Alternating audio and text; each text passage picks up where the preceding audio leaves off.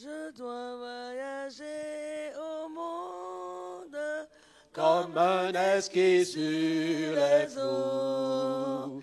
Et la tempête qui gronde déjà fait mugir les flots. Christ est ma vie, il est mon roi. Toujours il prie, notre Père pour moi. Il m'a donné la boussole qui sans erreur pointe au port. C'est sa vivante parole, avec elle point de mort. Christ est ma vie, il est mon roi. Toujours il prie, notre Père pour moi. Si le vent m'est favorable, si mon ciel est clair et pur, ce pilote charitable me dit rien n'est sûr. Christ est ma vie, il est mon roi. Toujours il prie, notre Père pour moi. Je ne crains donc ni naufrage, ni pirate, ni récif. J'ai déjà reçu le gage du salut de mon esprit. Christ est ma vie, il est mon roi. Toujours il prie, notre Père pour moi. Prosternons-nous pour la prière.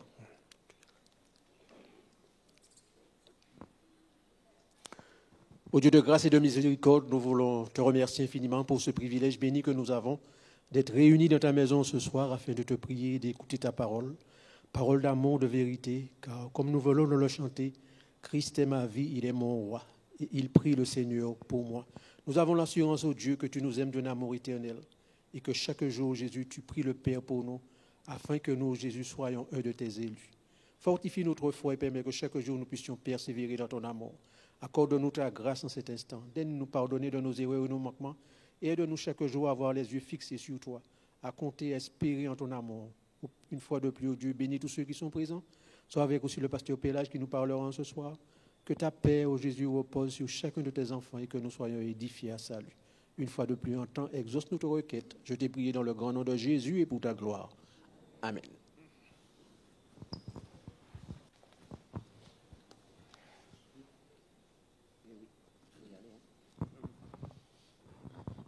C'est une joie pour moi d'être avec vous.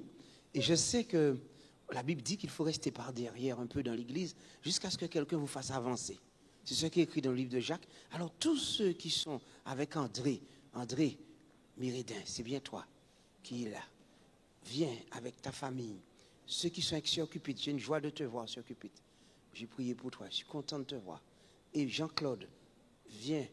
Et puis les deux beaux tourtereaux qui sont au fond. Venez, là, voilà, entourer ma sœur Claudine de votre présence. C'est une joie d'être avec vous. Et ainsi, on est plus fort, on est plus au chaud. Je suis tellement heureux d'être avec vous parce que un jour dans ces parvis valent mieux que 1000 ailleurs, n'est-ce pas? Oui, vaut mieux, on dit vaut mieux, mais en français, peut-être des jours, oui, un jour vaut mieux et des jours valent mieux, c'est vrai. Heureusement que tu es là. Eh bien, et il faut continuer comme ça parce qu'un doit aider l'autre. Et mais tu connais déjà, après, s'il y a des exemples, ce sera sur toi. Alors, mes chers amis, nous sommes là, oui, Et nous sommes là en famille. Nous avons un sujet que nous avons déjà développé et que nous continuons à développer. Je trouvais que depuis des décennies, là, le plus beau sujet que j'ai vu dans la priorité, c'est celui de juin 2022, qui parle exactement du sujet qui dit passer de l'autrocentrisme, de l'égocentrisme à l'autrocentrisme. Ce qu'on a vu déjà, c'est qu'il est dans notre nature charnelle de bâtir des murs. Et on bâtit facilement des murs entre les autres, entre le moi et le non-moi. Et on est souvent basé sur l'égocentrisme. Même lorsqu'on fait quelque chose de spirituel qui soit fort, n'oublions pas que c'est un grand piège. Parce qu'on est, bien sûr, même né de nouveau. Mais en réalité, il y a toujours cette nature charnelle qui nous accompagne. Partout où on fait un voyage, on va en Chine. Après, je vais au Canada. Je vais aussi, où ça encore? Je vais au Japon. Je vais au Sénégal. Je vais en croisière. Je vais dans les îles, au Brésil. Mais partout où je vais, je m'ennuie. Je ne trouve jamais quelque chose qui puisse me satisfaire. Peut-être que je dis que c'est ma femme, peut-être que je dis que c'est l'agence de voyage. Mais en réalité, je suis toujours avec qui? Avec moi-même. Partout où je vais, je suis avec moi-même. Et ça fait 54 ans que je suis avec moi-même.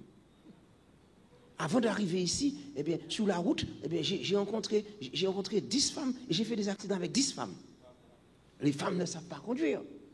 Mais c'est qui est-ce qui conduit à chaque fois la voiture qui a des accidents? C'est moi-même. Ça veut dire que je suis passé dans 10 églises, mais les gens dans l'église, dans cette église, mais j'étais toujours avec moi-même. Il y a un moment où je dois analyser dans mon fort intérieur. Est-ce que je suis basé sur l'égocentrisme? Est-ce que tous mes actes que je fais, c'est l'égocentrisme? Même lorsque je prêche, même quand je distribue des imprimes, même quand j'amène des gens à l'évangile, vous savez que quand j'ai découvert que Jésus avait envoyé des disciples, et puis quand ils sont allés, ils étaient heureux, mais ils ont chassé des démons, guéri des malades, et Jésus leur a dit, oh, tout doux mon petit hérisson. Tout doux mon petit ourson. C'est pas encore comme ça, non? Chasser des démons, guérir des malades, vous avez baptisé. Non. Le plus important, c'est que votre nom soit inscrit dans le livre des cieux. Ah, quelle affaire, mes amis. Quelle affaire. Parce que parmi les plus grands prédicateurs qui ont chassé des démons, guéri des malades, il y avait les 12 disciples, n'est-ce pas? Il y avait Judas. Judas a chassé des démons. Il a fait campagne d'évangélisation. Il y a eu des baptêmes, il y a eu des miracles, il a vu des résurrections, il a vu toutes sortes de choses. Judas a eu l'opportunité même de voir manger la meilleure part, qui était le plus gros morceau, trempé dans le pain, dans la main de Jésus. Tout proche de Jésus, le plus proche. Il gérait l'argent, il faisait tout. Mais le moi dominait.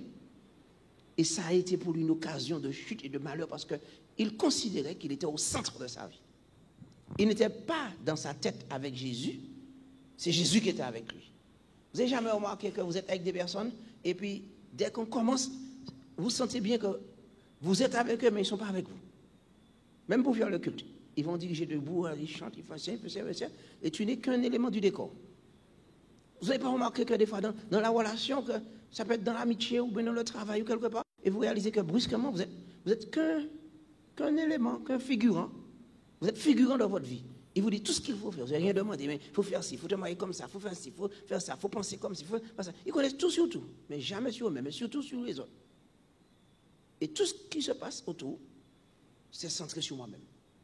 Comme j'aime dire, eh bien, j'ai ma maison, ma voiture, mon chien, et je peux confondre mon chien avec ma femme, ou bien je peux passer plus de temps sur ma voiture que passer du temps avec ma femme. Mais c'est moi qui est au centre. J'ai mon église, j'ai ma foi, j'ai ma doctrine, j'ai mes pensées, j'ai mon idée, j'ai mon école du sabbat, j'ai mon programme, j'ai mon machin. Et personne n'y touche. La chair, ça s'appelle chrétien charnel. Je suis chrétien, mais je suis charnel. Et le charnel prend le dessus sur le chrétien. Eh bien, cette belle priorité que je vous conseille de garder, vous pouvez même le plastifier. Il nous prévient sur le centre.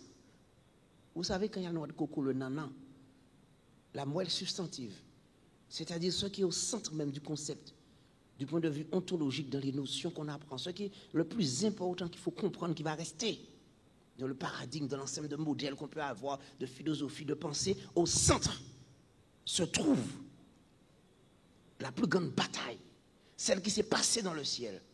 C'était pas sur le régime végétarien, c'était pas sur le sabbat, c'était pas sur toutes ces choses-là. C'était déjà peut-être même acquis pour eux. C'était sur l'ego. Moi, je suis Dieu. Moi, je veux régner à la place de Dieu. Comme dit Nietzsche, Dieu s'est fait Dieu parmi les dieux, mais nous pouvons être Dieu aussi. Mais lui, Nietzsche, il a fini à l'asile des fous. Mes chers amis, faisons attention. Notre but, notre destinée, Dieu nous a créés pour le louer, le célébrer. Craignez Dieu et rendez-lui gloire. Craignez Dieu, rendez-lui gloire. Arrêtez. Et sachez que je suis Dieu. Ego émi. Le seul qui a le droit de dire moi, ego émi, moi je suis, c'est Jésus-Christ de Nazareth. Le vainqueur des nations. Le seul qui était, qui est et qui vient. Tout ce qu'on ajoute vient du diable. Tout ce qu'on essaie de mettre pour prendre sa place, même essayer de lui ressembler, on ne va pas arriver. C'est son esprit en nous qui il ne rejette pas un cœur brisé, il ne rejette pas quelqu'un qui vient, le Somme 51, il ne va pas rejeter cela, mais il n'a pas besoin de nos sacrifices, de nos bouts cantiques. Dans le livre d'Amos, il explique ça, à Osée aussi. Ce que je veux, c'est la justice. L'homme de Dieu, c'est la justice. Comment il faut faire parmi vous? Eh bien, que chacun dise la vérité à son prochain, le livre de Michée. Ce n'est pas dans les grands cultes, les grandes célébrations que se trouve Dieu. Dieu se trouve au centre du cœur d'un enfant qui est humble.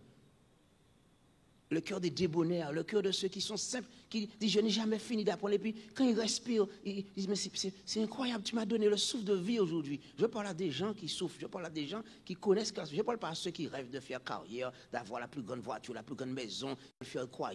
Je parle à ceux qui ont fait le tour de la question et qui se disent hommes frères, que ferons-nous? Eh bien, ces personnes savent que Dieu nous a créés pour le célébrer, Dieu nous a créés et il nous a donné une mission, un ordre. Allez! Et ce n'était pas s'il vous plaît, peut-être. Allez dans toutes les nations. Je suis avec vous, le grand je suis, le moi, le seul. Je suis avec vous tous les jours et je vous donne la force, mais dans la mission. Et il faut aller maintenant. Et pour aller, il faut faire une chose.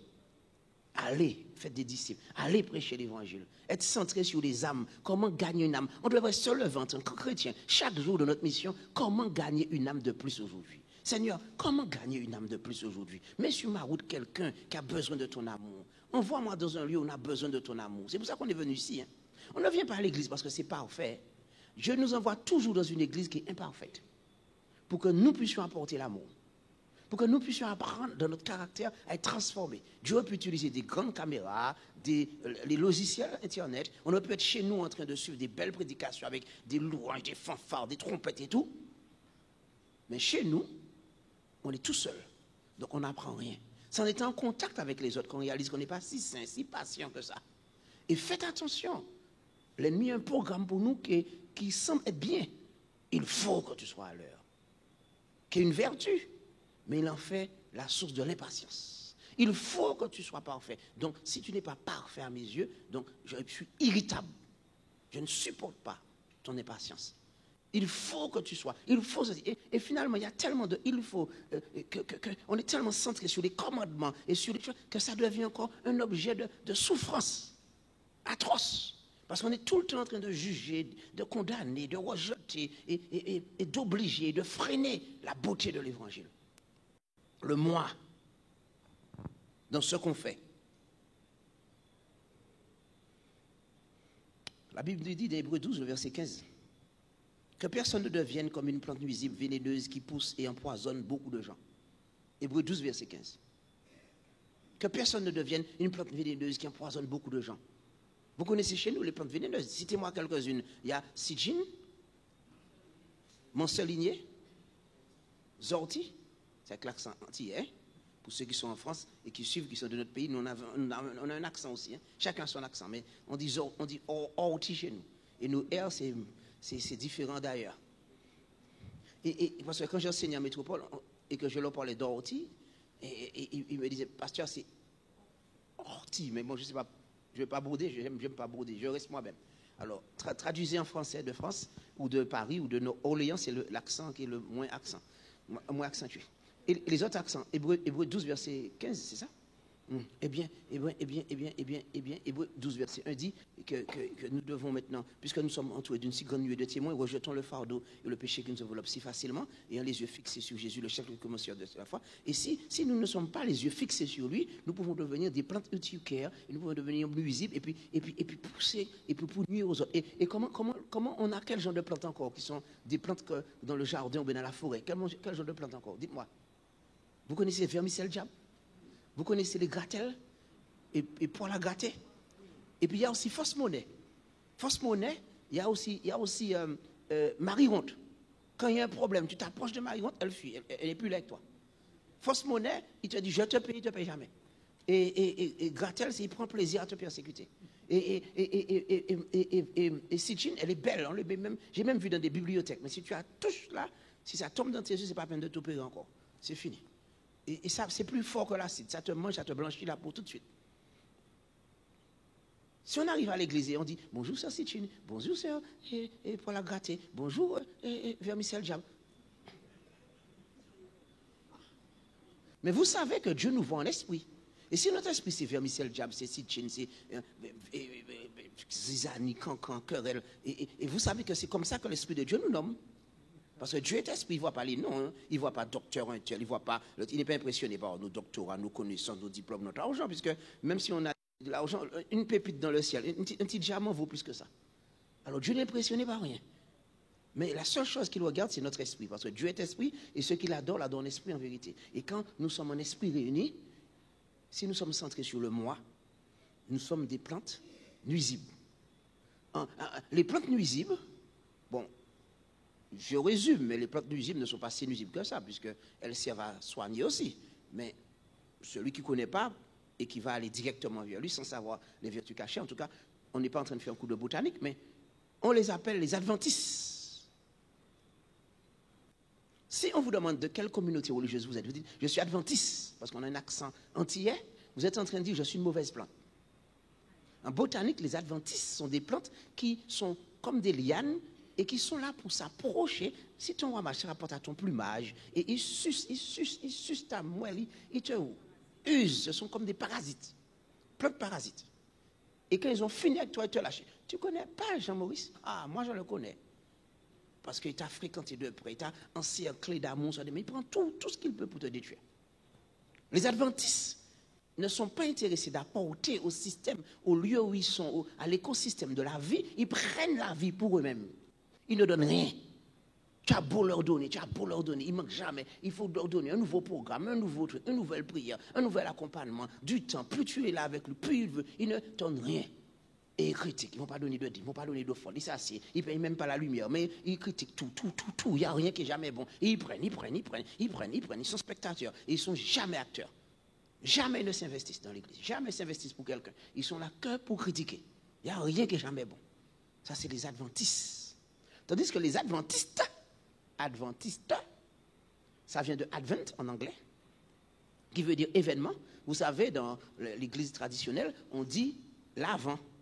L'avant, c'est avant que Noël arrive, le 25 décembre, la venue de Jésus. Bon, ce sont des traditions qui ne nous intéressent pas trop, mais qui illustrent un petit peu, comme une leçon de choses, ce qui nous permet de comprendre le vrai avènement de Jésus, qui est plutôt eschatologique, c'est-à-dire Jésus va revenir, notre Seigneur Jésus, et avant, on se prépare. Donc, nous sommes ceux qui sont là, qui attendent l'événement. Nous sommes les événementistes. Au lieu de dire adventistes, on aurait pu dire les événementistes.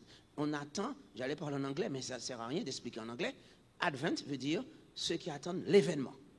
Et nos yeux sont fixés sur l'événement. Nous ne vivons plus pour nous-mêmes, nous vivons pour cet événement. Comme lorsqu'on devait se marier. Tu te rappelles, Carole, le jour du mariage, on a dit à revêtir la robe blanche. Et puis, le Seigneur qui te rappelle, un jour, mon prince viendra. Et puis, le prince est venu, tout beau, magnifique. Et puis, ce jour de mariage, la plus belle robe, le plus bel habit. Et puis, on se prépare et on dit, on est là pour, et on est heureuse ce jour-là.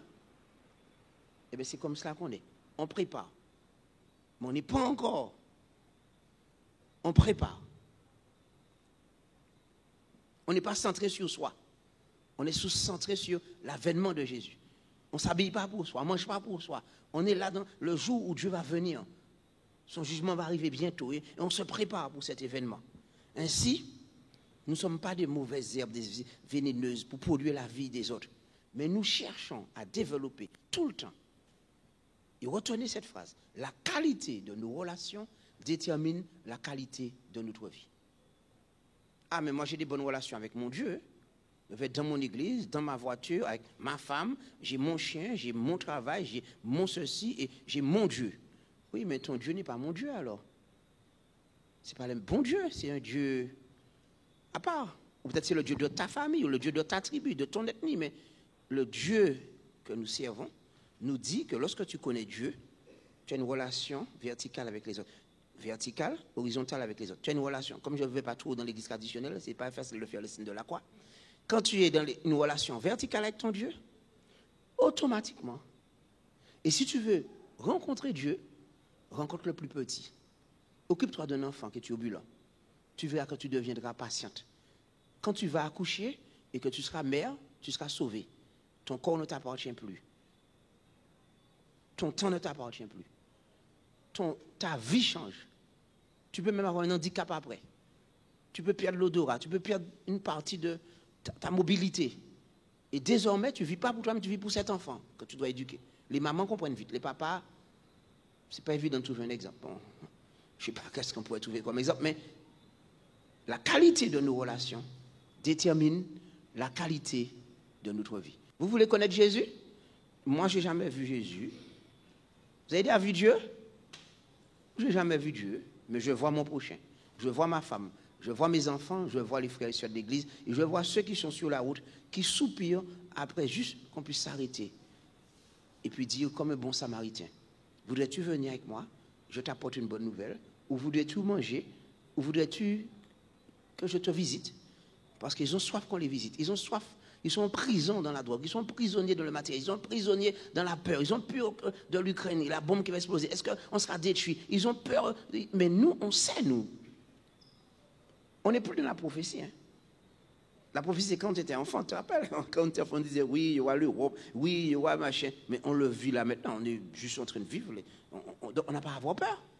Puisqu'on sait déjà le résultat du match. On sait qu'on est dans le camp du vainqueur et que Jésus a déjà mis 2000 zéros et 10 milliards de zéros à l'ennemi et qu'il a écrasé sa tête. Le seul but pour nous, c'est de faire mourir le moi pour être avec Jésus-Christ. Et d'accepter de prendre ce nom nouveau. Jésus a envie que notre comme plante, nous soyons un baume à Galade. Et qu'on puisse dire, voici une odeur de vie. Voici ma soeur rose, sans les épines. Voici ma soeur bleuet. Voici ma soeur patience. Voici ma soeur douceur. Voici ma soeur compréhension. Voici ma soeur acceptation. Voici ma soeur bénédiction. Voici une soeur, quand je l'appelle, un frère, il va me comprendre. Il va pleurer avec moi, comme Jésus sur Jérusalem. Il ne va pas me rejeter. Voici mon frère confiance. Voici quelqu'un qui est un frère fidèle. Voici. C'est ce que le monde a besoin. C'est ce que l'Église a besoin. C'est ce que les jeunes ont besoin. Moins de théorie et plus de pratique. Moins de gros tonnerres. Et puis il n'y a pas de pluie. Il n'y a pas de pluie du Saint-Esprit. Il n'y a rien. Moins de bruit. Des éclairs qui font du bruit. Puis on voit des orages dans le ciel. Et puis il n'y a aucun éclair. Des gros nuages. Et puis il n'y a aucune pluie. On meurt de soif, mais beaucoup de programmes, beaucoup de choses, beaucoup d'événements, et rien. Il n'y a pas une personne auquel on peut se confier. Il n'y a pas un ami vraiment qui peut nous soutenir. Il n'y a pas quelqu'un qui ne va pas nous juger, mais qui va dire, moi aussi, je suis passé par là. Mes chers amis, la Bible nous invite à comprendre cela. La sociologie, la psychologie, toutes les sciences nous permettent de comprendre. Même les animaux, les moutons, les animaux les agneaux, ils ont besoin d'être ensemble. Ils se mettent côte à côte. Et c'est ainsi qu'ils se réchauffent et qu'ils puissent passer l'hiver ou qu'ils puissent se protéger. Et nous sommes faits pour être des êtres sociaux. Et il y a des oiseaux aussi qu'on appelle les oiseaux. On les appelle, je crois, les sociaux. Je n'ai plus son nom. Ils sont ensemble dans le même nid. Je vais vous dire le nom une autre fois. Non, les inséparables, c'est les couples qui vivent toujours ensemble. Ils restent ensemble. Oui, eux, ils sont toujours ensemble. Et on dit qu'on a un cerveau de moineau. Mais en fait, avec leur petit cerveau qui n'a rien dedans, soi-disant, ils sont fidèles toute leur vie. Et quand la femelle meurt, lui, il meurt d'amour. Et nous qui avons un gros cerveau, si la femme n'a pas fait le manger ou bien pas machin, on se dit, bon, voilà, on a fini, on ne se sépare. Mais les animaux sociaux, il y a les sociaux, j'oublie le nom. Il y a Google, hein, c'est un Google, priez pour nous, vous pouvez chercher pendant que je parle. Et vous cherchez, ils vivent ensemble, ce sont les oiseaux qui vivent dans le même gros nid, et ils se protègent, ils se soutiennent. Et même les mangousses font ça aussi, et ils se protègent, ils se soutiennent. Ils ont compris intuitivement qu'il faut être ensemble pour être plus fort. Mais nous qui sommes intelligents, plus on détruit les autres, plus on est un loup pour les autres, plus on se sent heureux. Et ça, c'est la folie. C'est la folie du péché. Ainsi, voici ce que nous dit Romains 15, le verset 7. Romains 15, le verset 7 nous dit et nous invite à nous accueillir les uns les autres. C'est aussi un fruit de l'esprit. Ça s'appelle l'hospitalité, le don de l'hospitalité. Pour qu'on puisse voir que nous ne sommes pas des plantes urticaires, nous ne sommes pas des adventistes, mais des adventistes. Il faut qu'on voit les fruits. Quand on est amnocentrique, on est centré sur gagner des âmes. Il y a des fruits. Et un des fruits les plus importants qu'on néglige, on appelle ça l'hospitalité. Dans Galates, on en parle, les fruits. Mais aussi dans Romains 15 que je vous ai cité, c'est bien cela. Eh bien, on trouve que le fruit qui est important, on avait ça en nous dans toutes les régions qu'on retrouvait avant. C'était la vie avant. C'était une fierté quand un membre d'église arrivait, eh bien, on ne le laissait pas partir sans l'inviter à manger. Je ne vous parle même pas des pasteurs. Les pasteurs, on ne le laissait même pas bouger. On prenait des rendez-vous une année à fin d'année, tu viens chez moi. L'autre dit, non, et maintenant, quand le pasteur vient, on se dit, il faut que tu viennes. Mais on ne sait pas ce qu'il mange, ce qu'il boit. On n'a rien à faire, ça, on le paye. Il n'a qu'à faire son travail.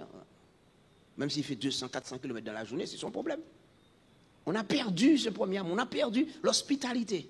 Avant l'hospitalité, on accueille quelqu'un, on donne sa chambre, on donne son lit, on donne c'était un code d'honneur. Et maintenant, avec le capitalisme, plus je peux prendre sur quelqu'un, plus je suis heureux. Je vais vite. Je ne vous donne pas les théories de Malthus, je ne vous donne pas les théories. Malthus, c'est un pasteur anglophone en Angleterre, et il a dit qu'il n'y a pas assez de place à la table du bon Dieu pour tout le monde.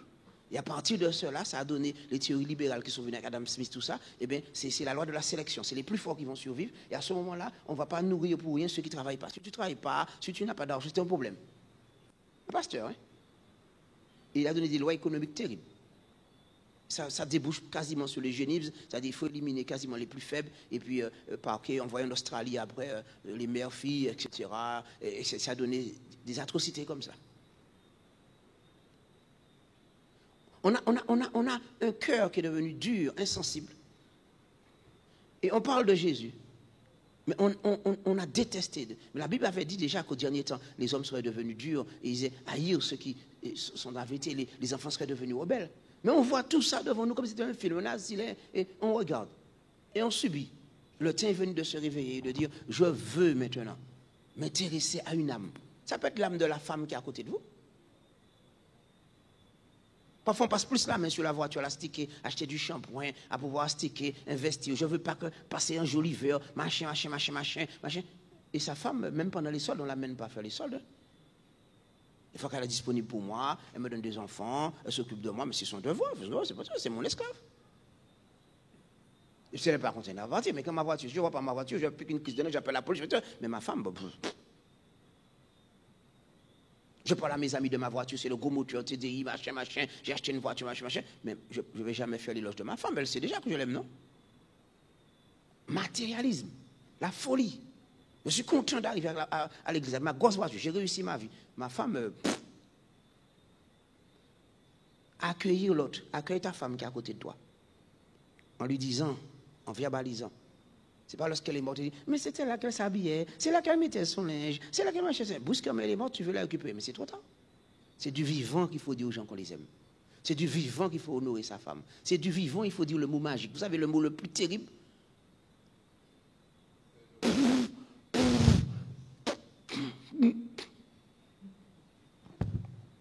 On n'arrive pas. C'est comme un exorcisme. Pardon. On cherche toujours à avoir raison. La nature charnelle nous empêche d'accueillir l'autre et sa différence. Et on n'arrive pas à dire pardon, je t'ai offensé. Non, c'est moi qui ai raison. Si j'ai fait ça, si je t'ai fait ça, machin. Même les nazis ont dit, on m'a donné des ordres, j'ai obéi. Et les pires crimes sont justifiés.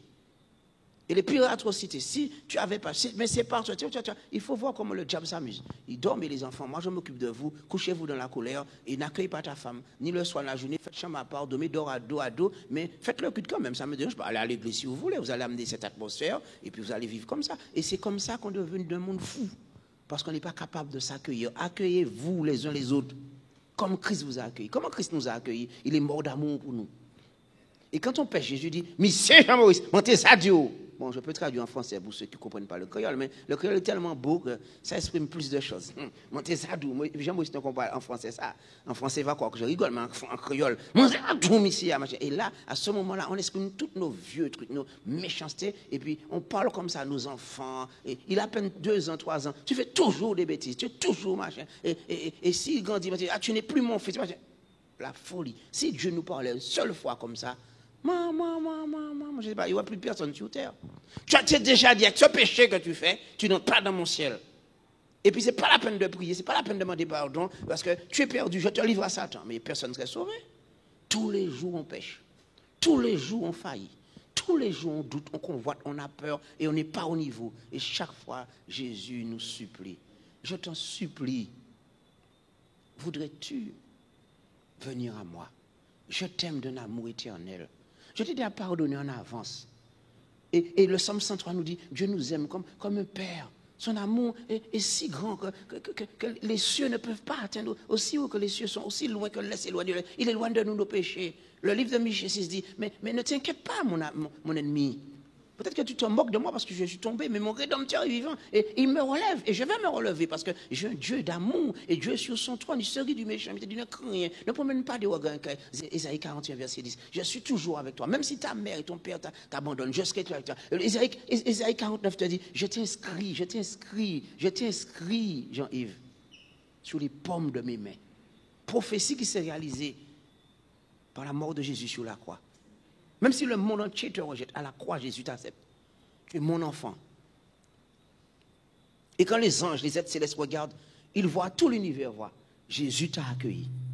Même si tu es le larron sur la croix, Jésus t'a accueilli. Même si tu as fait les pires erreurs, le sang de Jésus efface tout péché. Et même si on veut te donner un nom criminel ou autre, ou on veut te labelliser, les gens aiment nous labelliser, ils ne nous connaissent même pas. Mais comme tu es l'enfant de machin, on te labellise. Soit on te labellise noir, blanc, homme, femme, martiniquais, machin, ou enfant de tel quartier, les gens de tel endroit. Ah, je connais cette personne. Comme s'ils sont Dieu, ils te labellisent tout le temps. Avant même que tu mettes un pied à un endroit, on t'a dit labellisé. Ah, je connais ce pasteur. Ah, je connais cette famille. Ah, je connais cette personne.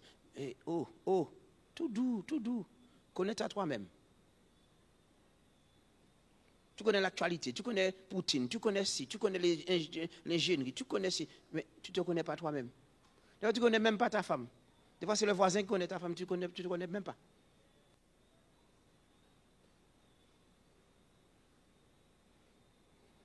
Le temps est venu maintenant de pouvoir se recentrer sur la personne de Jésus. Nous voulons passer l'éternité avec Jésus. Le temps est venu maintenant de pouvoir dire, je me reconnais comme pécheur. Le temps est venu d'aller à la croix et d'accepter qu'il est mort d'amour pour nous. L'univers entier le sait que tu es adopté par Jésus, qu'il t'aime. Acceptes-tu juste ton identité en Jésus? C'est la question. Ou as-tu besoin de prouver quelque chose encore sur terre?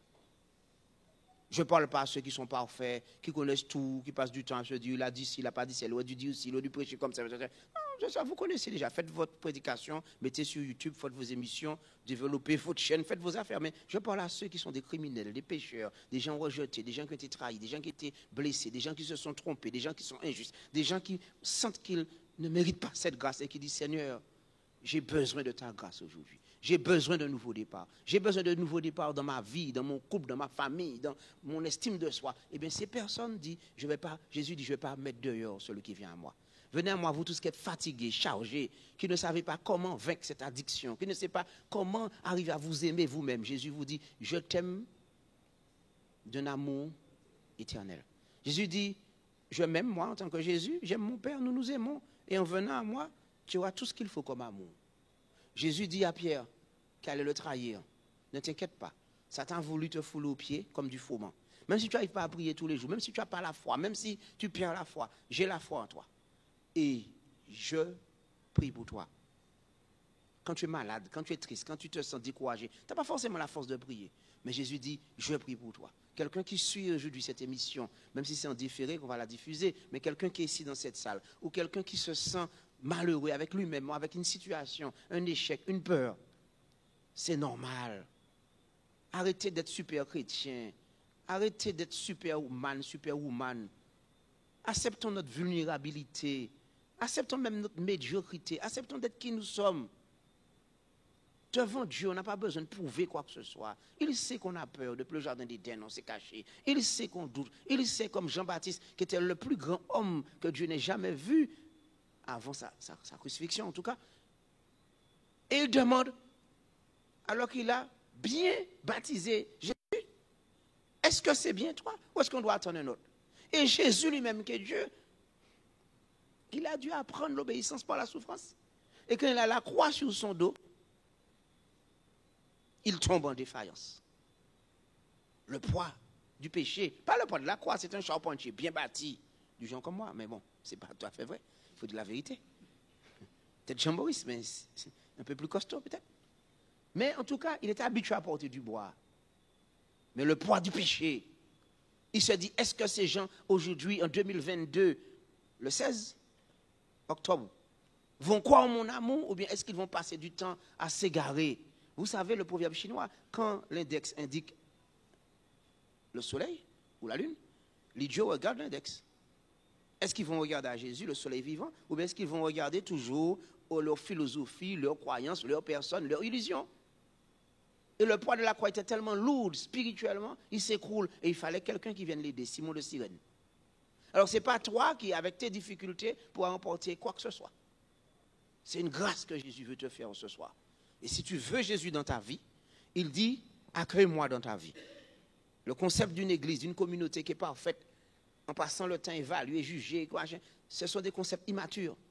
Nous devons nous accueillir tous, nous sommes tous des pauvres pécheurs. Romains 3, le verset 23, tous ont péché. Tous. Et sont privés de. C'est par grâce que nous sommes sauvés. Quand on est toujours en train de vouloir quelque chose de parfait, une femme idéale. Moi, quand j'ai épousé ma femme, je voulais qu'elle soit toujours jeune, mince, et qu'elle sorte du lit maquillée, et qu'elle soit toujours machin après avoir donné des enfants, qu'elle ne soit jamais grosse, qu'elle soit toujours machin, que ma femme me dise toujours oui, etc. Et puis qu'elle soit toujours d'accord avec moi. Ce n'est pas une femme, il faut épouser un robot ou bien un chien. Le chien, il lève la patte, baisse la patte, fait de la patte, machin. Et si tu n'obéis pas, je te licencie affectivement ou je délocalise. Délocalisation ou globalisation. Je ne sais pas, mais c'est de la folie. Mes chers amis, il est temps pour nous maintenant d'accueillir Jésus et de renoncer à cet idéal. Je projette tous mes désirs. Moi, je ne me sens pas belle, je ne me sens pas bien, je ne me sens pas forte, mais mon mari, il doit être comme ça, il doit faire partie, il doit toujours parfait. Et s'il n'est pas comme j'ai dit, eh bien, ce n'est plus mon mari. Ne projetez pas sur l'autre Dieu. Acceptez l'autre comme il est. Acceptez l'autre. Accueillez-vous dans l'église. Accueillez-vous. Ah. Accueillez-vous. Je voulais dire, ne vous haïssez pas. Et en même temps, j'ai mélangé l'accueil, parce que je vais vite dans mon cerveau. Ne soyez pas dans la haine, soyez dans l'accueil. Et j'ai mélangé les deux parce que je pense au temps, j'ai tellement de choses à dire que les mots sont limités par rapport à l'image qui est dans ma tête. Parce que c'est en image que ça va vite. Il faut accueillir l'autre et ne pas haïr. Et décider maintenant dans l'église, je vais accepter l'autre, tel qu'il est. J'accepte ma femme telle qu'elle est. J'accepte mon mari tel qu'il est. J'accepte mes enfants tels qu'ils sont. Je m'accepte tel que je suis. Tel que je suis. Sans rien à moi. Sinon, ton sang versé pour moi.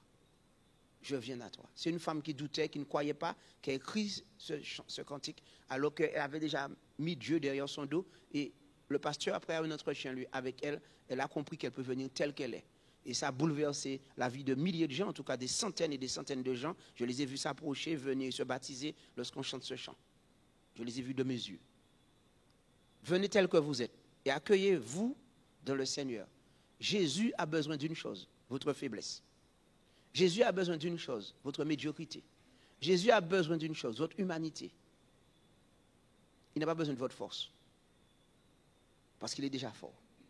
Il n'a pas besoin que vous lui prouvez, que l'impressionnez. Il n'a pas besoin que par ton jeûne, ta prière, ton ceci, tu ne manges pas de chocolat, ou bien tu marches, ou bien tu chasses des démons. Tu chasses des démons, mais tu es obèse. C'est que tu luttes contre le diable, mais tu ne peux pas lutter contre la graisse. Il y a un problème. Comment tu peux vaincre le diable et tu ne vas pas vaincre la graisse? Tu ne vaincres pas ton appétit, tu manges ce que tu veux, tu ne fais pas du sport, tu machin, et tu veux vaincre le diable. Il y a tellement de choses absurdes que si on réfléchissait tellement qu'on se dit, mais c'est de la folie. La religion est devenue une folie parce qu'on a oublié les principes les plus basiques. Le plus basique, c'est d'accepter que nous sommes comme nous sommes. Et tu n'es pas à peine d'essayer d'impressionner Dieu. Dieu vient pour les pauvres pécheurs, pour le larron sur la croix. Et il dit maintenant, ne fais pas de la grâce une occasion de pécher, de pratiquer le péché. Mais accepte que la grâce de Dieu te pardonne et t'équipe pour faire face aux difficultés à venir. Parce que quand tu es amoureux de Jésus, que tu sens qu'il t'a gracié, quand on dit Jésus, tu pleures. Quand on dit Jésus, tu es ému. Et tu sens sa présence 24 heures sur 24. Mais tu n'as pas besoin de pouvoir impressionner Dieu avec tes connaissances pour dire, enfin, je suis arrivé au niveau de Dieu. Tu ne vas jamais arriver au niveau de Dieu. Tu seras peut-être un petit Dieu démon, mais tu ne seras pas au niveau de Dieu. Et nos parents ont fait cette erreur. Mes amis, acceptez l'autre. Tout en acceptant aussi l'idée qu'on fera tout pour pouvoir développer des bonnes relations avec les autres dans l'église. Je souhaite ce qu'il y a de mieux pour l'autre. Donc j'agis avec l'autre comme je veux qu'on agisse avec moi. Cela veut dire que j'accueille l'autre. Comme dit Matthieu 16, le verset 15, 18, 20. Si ton frère a péché, c'est ton frère qui est là. Ça veut dire que c'est toi-même qui pêche. Ce qu'il fait, potentiellement, tu peux faire la même chose, même pire. Et Matthieu 18 précisément le dit. Mais depuis 15 jours. Et les autres versets disent, combien de fois il faut l'accueillir? 70 fois, 7 fois, accueille-le. Et Ésaïe 58 dit, ne te détourne pas de ton semblable, parce que toi aussi tu es... Voilà. Et n'oublie pas que tu étais jeune pour les aînés. Et n'oublie pas que tu vas vieillir pour les jeunes. Accueille l'autre, c'est ton semblable qui est là. Il faut accueillir l'autre. Ainsi, accueille aussi tes dirigeants. On est tellement zélé pour la vérité qu'on passe du temps à tirer sur la tête de l'église. Poum, poum, poum, poum, poum, la fédération, l'église, les dirigeants. 1 Timothée 5, verset 19. Avant de prendre des paroles sur un dirigeant, assure-toi d'avoir 3 témoins. Parce que quand tu salis un dirigeant, et quand tu ne cherches pas à régler les choses pour le protéger, c'est ta communauté que tu détruis. Quand tu esquètes ton pasteur, tu le dérailles, c'est l'église qui... On n'a jamais vu un berger qui est déraillé, tu conduis un troupeau quelque part de bon. Et tout homme est faillible. Il n'y a pas un pasteur ou un dirigeant qui soit parfait. Mais si tu pointes le doigt tout le temps sur les failles des autres, c'est comme les poules dans le poulailler, il pique une seule fois, tic, un autre passe, tic, mais le même endroit. Et puis 2 jours après, il y a la gangrène, et puis 3 jours après, la poule est morte, et puis il mange, et puis machin. Mais nous ne sommes pas des poules d'un poulailler, nous sommes des aigles. Les aigles ne mangent jamais aucune charogne. C'est la différence entre les charognards, les vautours et tout ça, et puis les aigles. Les aigles, ils mangent des choses fraîches. Je ne vais pas dire qu'ils sont végétariens, c'est qu'un exemple. Mais en tout cas, ils sont capables de voler haut. Et quand ils sont entourés de... Ils ne se battent pas, ils volent plus haut. Et l'oxygène est plus haut. Et quand l'oxygène est très haut, eh bien, tous les tirs à passer, ça, ils ne peuvent pas le suivre. Parce que l'oxygène... Il faut changer d'attitude et prendre un peu d'altitude. Et essayons de voir les choses comme Dieu le voit. De nos relations réciproques. Accueillez vos dirigeants. Accueillez les frères et sœurs. Accueillez l'autre. En tout cas, l'apôtre Paul et Pierre se sont accueillis.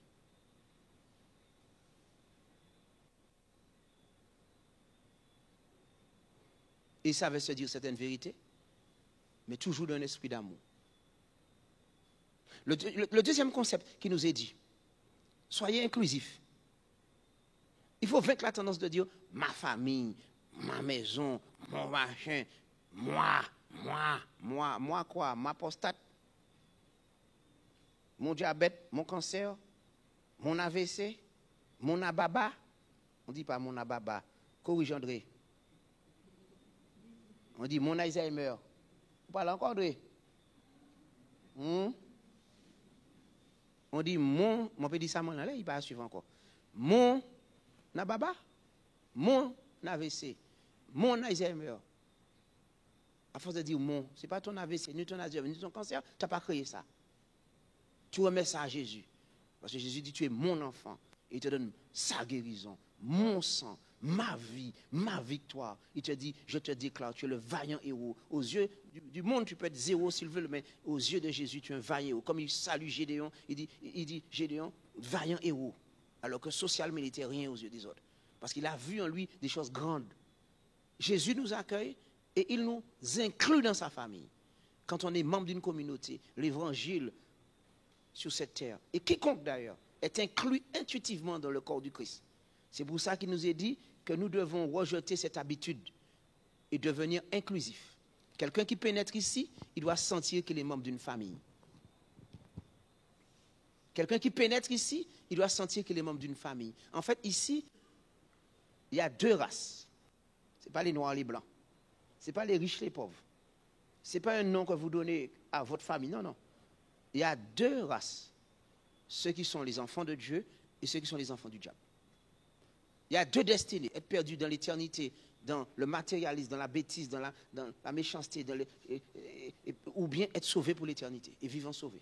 Il y a deux types de chrétiens. Chrétiens charnels qui font des rituels, et puis les chrétiens spirituels. Être inclusif, c'est accepter de dire, nous sommes les enfants de Dieu. Et Dieu ne fait acception de personne. Acte 10, le verset 34. En Jésus, il n'y a pas, cette personne n'est pas de mon rang. Ces gens-là sont de telle famille, ils ne sont pas de mon rang. Je ne parle pas à ces gens-là. Ce n'est pas mon rang. En Jésus, nous sommes tous princes et princesses de Dieu. Il est dit dans 1 Pierre 2, verset 5, c'est ça, jusqu'à 9, vous êtes un sacerdoce royal, une race élue. C'est très important ce que je vous dis, parce que le rang social, c'est d'après l'argent, d'après les titres d'argent, j'ai ci, j'ai tant en banque. Alors, écoute, tu dois faire attention parce que je t'impressionne, n'est-ce pas, avec mes chaussures, avec mon rang, mes lunettes. J'ai fait ce qu'il m'a dit. Maintenant, on est frères, parce que là, il commence à me taquiner, ça veut dire que ça a pris 1 an pour... Oui, c'est bien. J'ai réussi, je peux même dire que j'ai réussi ma mission. Si j'ai réussi à faire rire Jean-Maurice, c'est que... Non, vous réalisez au point que... Non, c'est un pasteur super, ça, franchement. Eh bien, finalement, il faut qu'on puisse sortir de cette pensée du monde et devenir inclusif. Nous sommes tous des enfants de Dieu.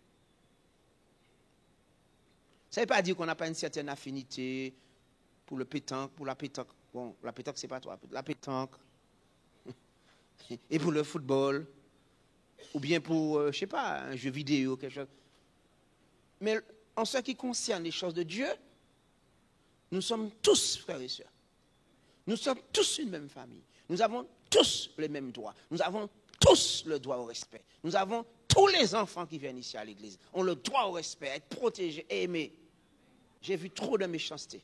J'ai vu trop de discrimination. J'ai vu des gens qui disent, ne joue pas avec l'enfant du pasteur, ne joue pas avec l'enfant de l'ancien. Un enfant d'ancien comme ça, qui s'habille comme ça. Un enfant, quand mon enfant avait 1 an et demi, une soeur a dit, elle peut venir me voir, l'enfant a juste fait, il dit, ah mais c'est normal, les enfants de pasteur sont tous comparaison. 18 ans après, elle a compris que ce n'était pas sa place. On l'a bien fait comprendre, ce n'est pas ta place. Et Dieu note tout ça. Nous cherchons, nous faisons des miles pour gagner des âmes. Et puis quand une personne est gagnée, on en fait le pire criminel. Un juste impénitent. Vous avez déjà vu un juste impénitent? Je connais la loi. Moi, je connais la loi. Moi, je suis végétarien. Moi, c'est toi qui crois. C'est toi qui crois. Tu vas apprendre quelque chose. C'est pas moi le pasteur. Moi. Et je préfère un pauvre pécheur pénitent qui dit, Seigneur, je ne suis pas digne d'être dans ta maison. Aie pitié de moi. Qu'un juste qui dit, je connais le sanctuaire, je connais le régime, pas moi avec ces gens-là. Il n'y a pas qu'à même prier, il n'y a pas à niveau moins, il n'y a pas à machin, sans café puis yo. Le moi, il n'est pas inclusif. Le moi est exclusif. Et Dieu, lui, il ne fait acception de personne. Si nous n'acceptons pas les enfants de Dieu, notre place ne sera pas dans le royaume de Dieu. Nous devons accepter le plus petit. Et Dieu nous dit maintenant,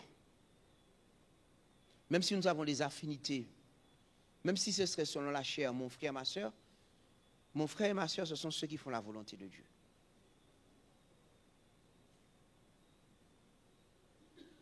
Mes chers amis, Jésus s'est fait ami du pécheur. Et même lorsqu'il avait Judas, lorsqu'il avait Pierre, lorsqu'il avait tous ses disciples-là, à la fin, il leur dit, mes amis,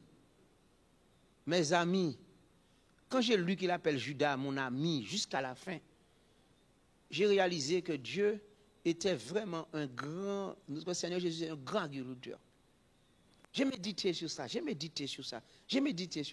Et hier, il y a quelque chose qui est venu dans mon esprit, mais qui s'est imposé à moi. Mais Jésus, il faisait du compostage.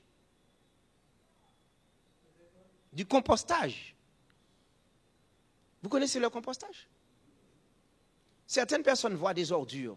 Ils disent ça c'est des ordures, ça sent mauvais. Et puis si tu mets les ordures au même endroit, ça sent vraiment. Il y a du souffle, il y a des choses, il y a des vermines, il y a des choses nauséabondes. On dit berk.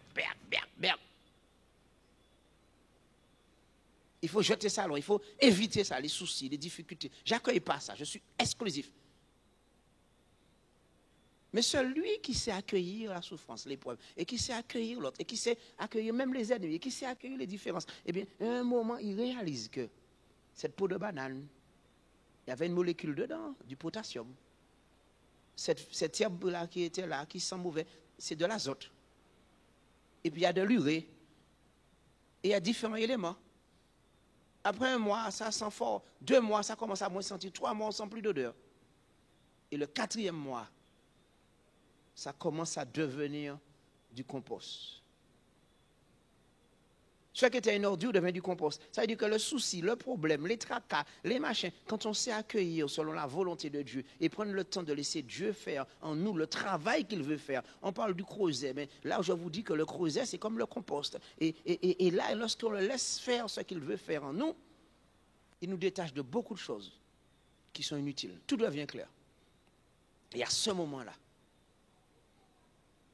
les soucis, les tracas, Sœur Sitchine, Frère Vermicelle, Force Monnaie, etc., ça nous donne une résilience, une force, une capacité de dire, ok, pour l'instant tu es une vermine, mais tu n'es qu'un compost de plus. Avec le temps, tout devient compost. Parce que toute chose concourt au bien de ceux qui aiment Dieu. J'ai été trop vite, je n'ai pas expliqué assez bien. Vous avez compris ce que je veux dire? Les soucis, les tracas, les problèmes, les humiliations, les rejets, tout ce qu'on vous a fait subir, à un moment, vous verrez que ça sera transformé en un poids de gloire. Un homme de sagesse, ce n'est pas la sagesse qui descend comme ça, comme un petit oiseau. C'est qu'il est passé par des expériences, quand les soucis, ça a macéré, les problèmes, et puis qu'il a traversé tout ça. Et avec le temps guérit beaucoup de choses quand on est en Jésus. Et à ce moment-là, les pelures, les ordures qu'on envoyait sur toi, les choses, accueille tout. Les rejets, les blessures, les trahisons. Quand on t'a rejeté, tu apprends maintenant à accueillir les autres. Quand tu as été trahi, tu apprends à être fidèle. Quand tu as été victime d'injustice, tu apprends qu'il faut être dans la justice. Quand on t'a menti, tu apprends que jamais la vérité la vérité doit être tout le temps dans ton couple. Quand tu as été humilié parce que tu étais pauvre, quand tu deviens riche, tu ne vas jamais laisser quelqu'un humilier quelqu'un devant toi. Quand tu es quelqu'un qui a souffert, qui a été blessé, et que tu es avec Jésus, tu ne laisseras jamais une blessure se faire devant toi.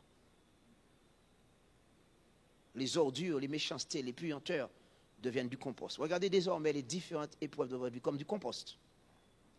Jésus était un grand composteur. Il a composté Judas. Judas pensait, il a composté Judas. Judas était juste un élément dans le plan du salut. Judas pensait faire son truc. Moi, je vais faire, quand je vais mettre Jésus face à ses responsabilités. Il est temps que je mette ce jeune homme face à ses responsabilités. Il a le pouvoir de guérir. Il peut faire du pain en abondance. Je ne dis pas ça à vous, Jean-Maurice, parce que ce serait un gros concurrent si Jésus n'était pas mort. Mais il peut faire guérir les malades. Il peut chasser les démons. Mais attends, il faut qu'il prenne le pays, la terre en main. Mes pensées ne sont pas vos pensées. Mais Judas a économisé de l'argent pour s'acheter une corde. Il a participé au plan du salut. Il pensait, même le diable. Il a dit à recycler le diable, ça fait 2000 ans, il a écrasé sa tête. Le diable est tombé dans les vermines, Ésaïe 14 et Ézéchiel 28. Il est tombé. Il ne va jamais pouvoir se relever. Il est en plein compostage. Et vous maintenant? La Bible dit dans le psaume 2, du haut des cieux, Dieu se rit du méchant. Et il dit aussi dans le Somme 2, les ennemis te servent de marchepied. Quand un ennemi te met un croche-patte, sois inclusif, dis, je suis plus que vainqueur, j'avance quand même. Quand tu as chuté, tu prends une leçon, tu dis là, je me colle avec ma femme parce que j'ai compris que quand je la laisse, il y a trop de tentation. Quand tu as poursuivi l'argent, tu arrives au bout de l'argent, tu réalises, ok, l'argent ne peut pas faire mon bonheur, mais je peux contribuer à aider les autres. Et quand tu as cherché l'honneur et que tu es arrivé à comprendre que sur cette terre, l'honneur passe, on t'oubliera au travail, on ne va pas se rappeler de toi, hein, que tu as sauvé l'entreprise. Quand tu es arrivé au bout,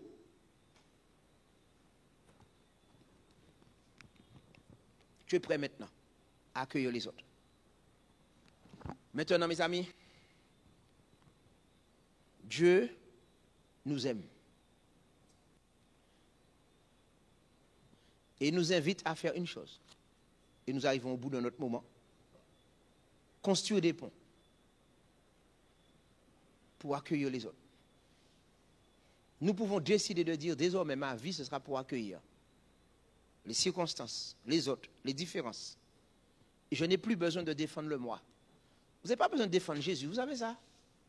Jésus est assez grand pour se défendre lui-même. Il y a des gens pour défendre Jésus se disputent toute la journée. Ils parlent du pape avec agressivité. Ils parlent des autres religions avec, méchamment. Et ils sont toujours dans une découverte de choses qui confirment leur méchanceté. Et puis ils sont agressifs. Mais pour Jésus, Jésus n'a pas cette partie-là en lui. Ce n'est pas vrai. Dans le ciel, il n'y aura pas ça. Jésus n'a pas besoin de nous défendre. Jésus veut exister lui-même. Et que vous voulez ou pas, il va revenir. Il va revenir. Le temps maintenant est venu pour nous de développer une église où nous pouvons nous accueillir. Toutes choses concourent bien de ceux qui aiment Dieu. Accueillons-nous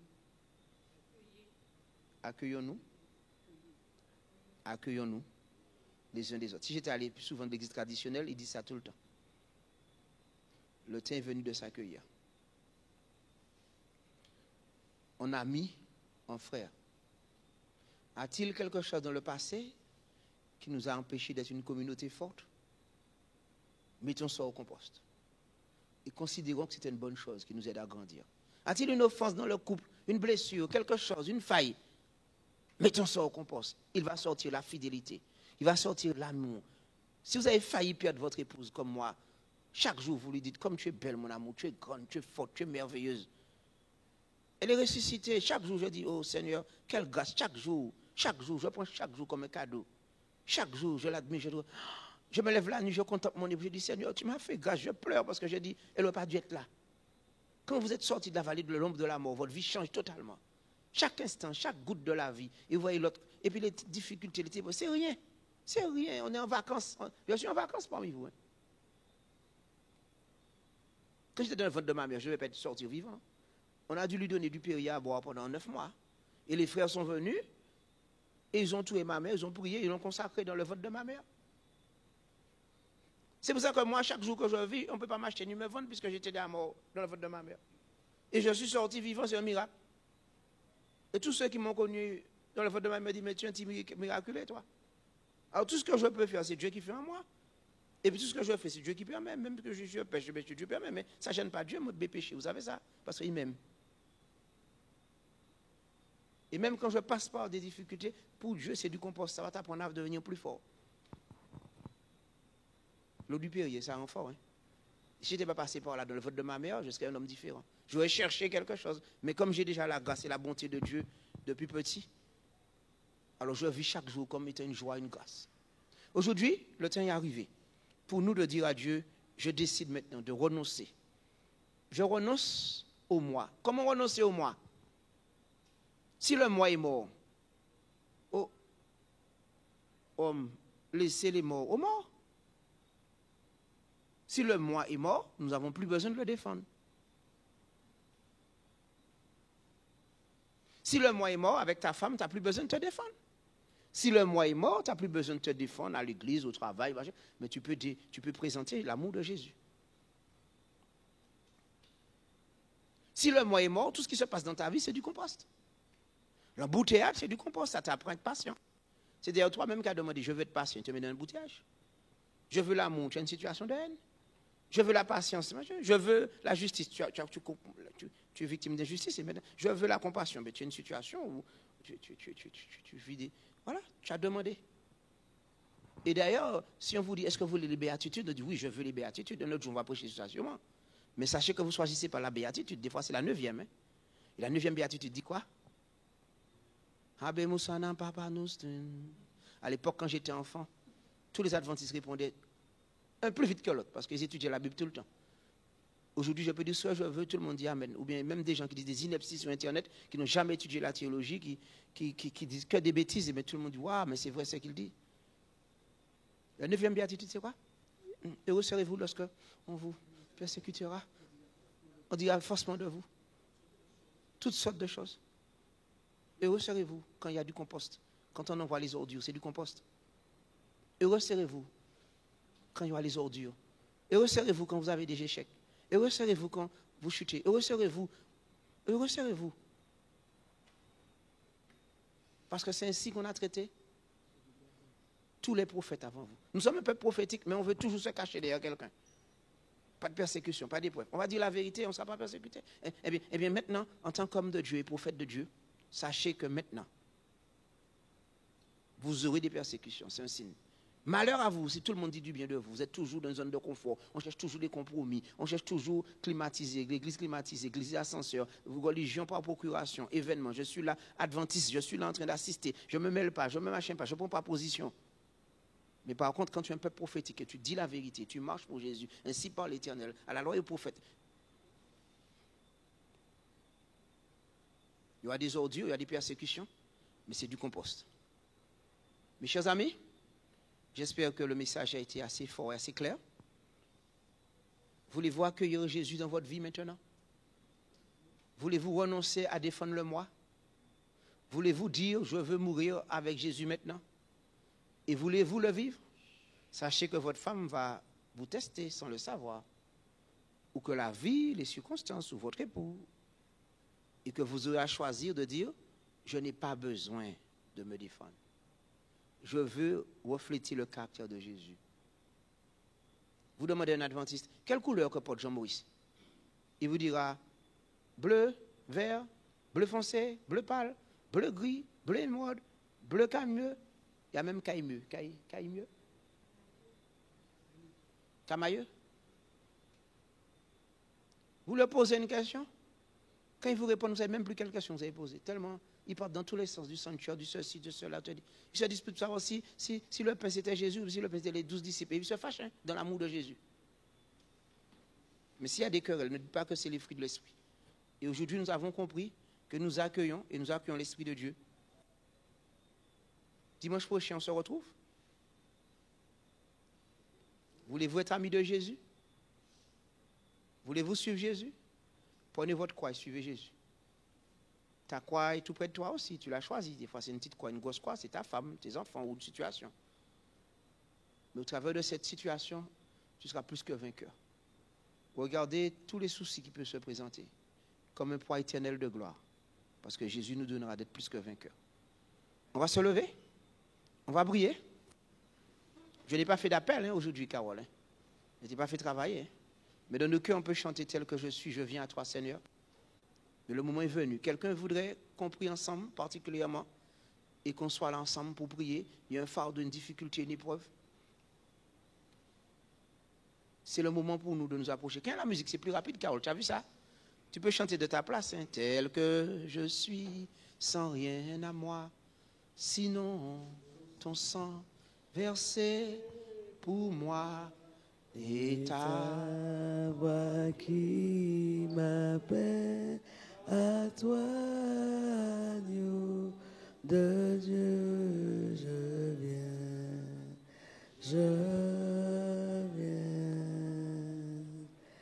tel que je suis bien. Vous pouvez venir au milieu. Et en étant au milieu, vous dites, je prends position. Mais ne sentez pas que c'est une pression morale du pasteur, mais avec votre Dieu. Il y a un souci, un défi, une lettre du médecin, une lettre de l'avocat, une lettre de l'entreprise. Et vous dites, Je dépose ma vie à Jésus. Nous sommes tous ici des pauvres pécheurs. Nous avons besoin de cette grâce, d'être libérés. Nous avons besoin de dormir le soir. Nous avons besoin de sentir que dans ce tournant de notre vie, nous avons la paix. Nous avons besoin de sentir que même si le compte en banque n'est pas bon, mais Jésus nous dit, je m'occupe de tout. Même si la santé n'est pas au top, mais Jésus est là.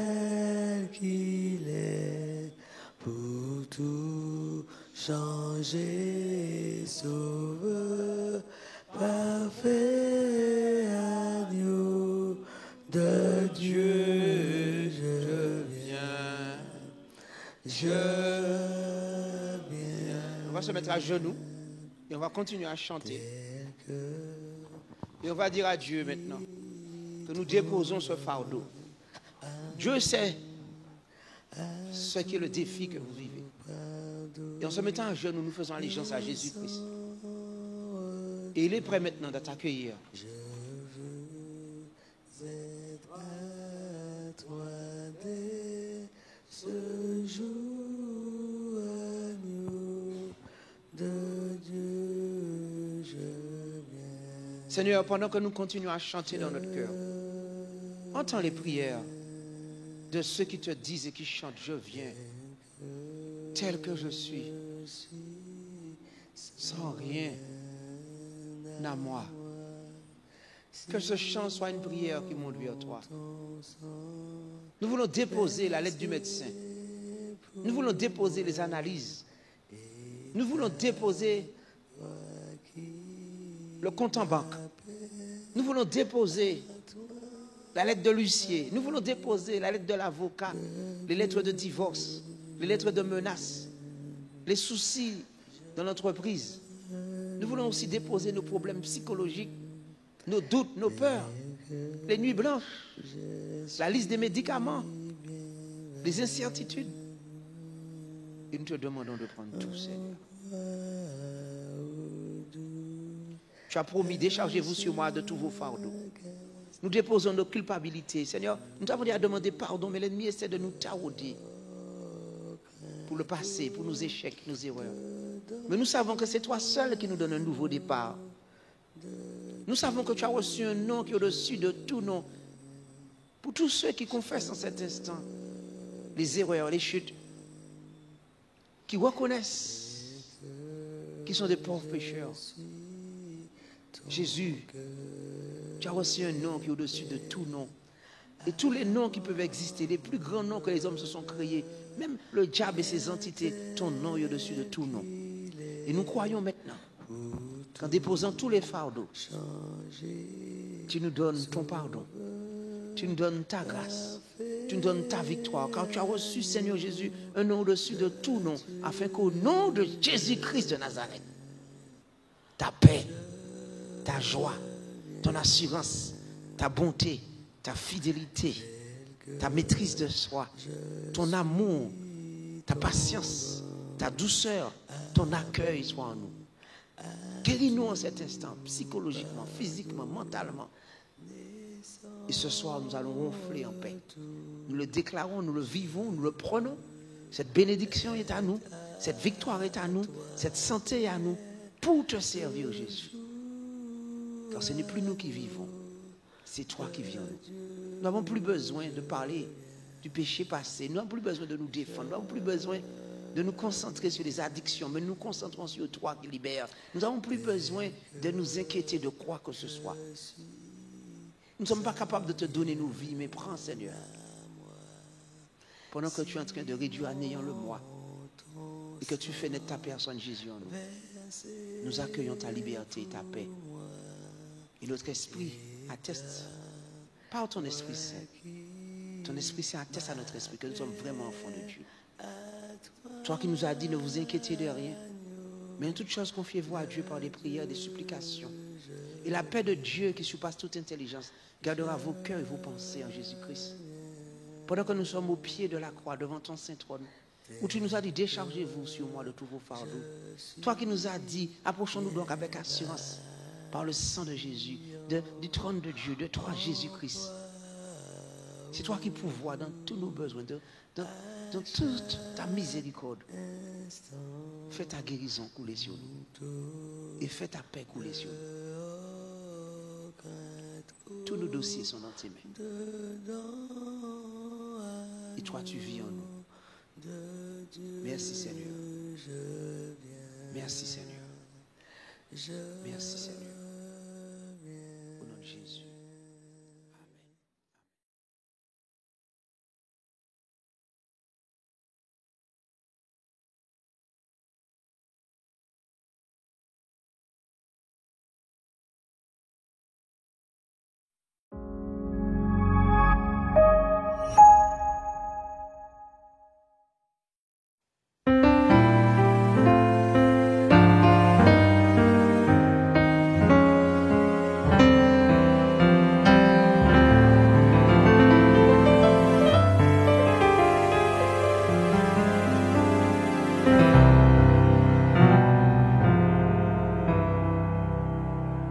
Trop de déserts tu as traversé. Devant toi une montagne s'est dressée. Pourtant tu as adoré le ciel. Pour toi il ne s'est pas ouvert.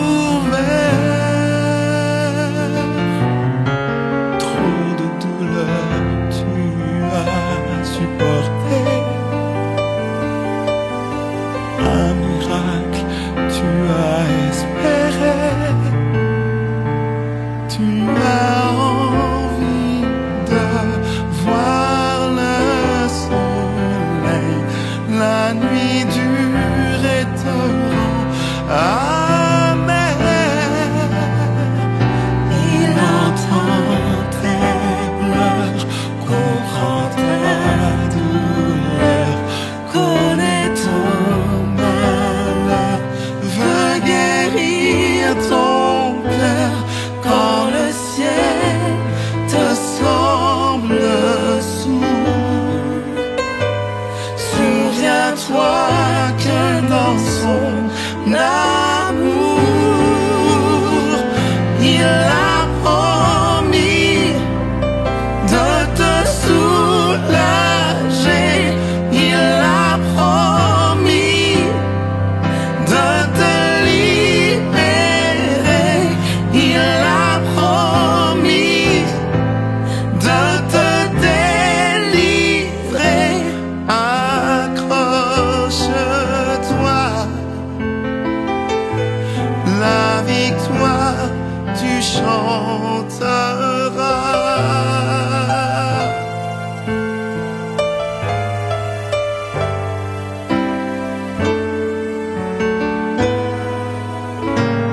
Mon Dieu a promis de délivrer celui qui sous les fers est courbé. Des projets de paix il a formé, l'avenir il a tracé. À ses anges il a ordonné du danger de te garder. La vie éternelle il a promise à celui qui croit en lui. Il entend tes pleurs, comprend ta douleur,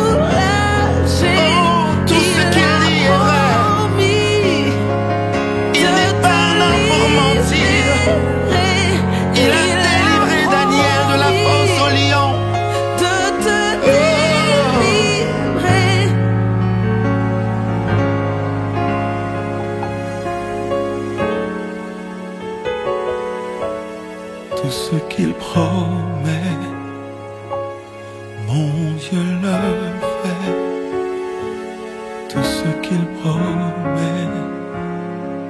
Mon Dieu le fait, tout ce qu'il promet. Mon Dieu le fait, tout ce qu'il promet.